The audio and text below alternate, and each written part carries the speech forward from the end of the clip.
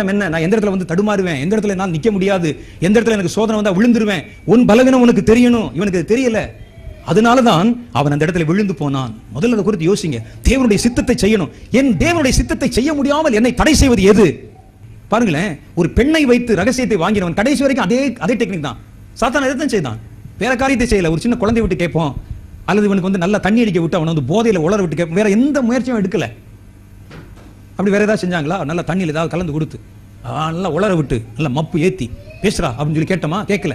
ஒரு டெக்னிக் எடுத்தான அதே தான் கடைசி வரைக்கும். ஒரு பெண்ணை வைத்து அதே மாதிரி தான்.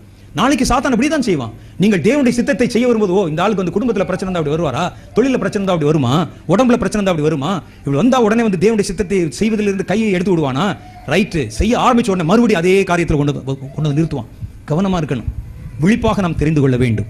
தேவனுடைய சித்தத்தை நீங்க கரெக்டா செஞ்சீங்கன்னா, தேவனுடைய சித்தத்தை செய்தால் 100% பரலோக ராஜ்யம் உங்களுக்கு உரியது.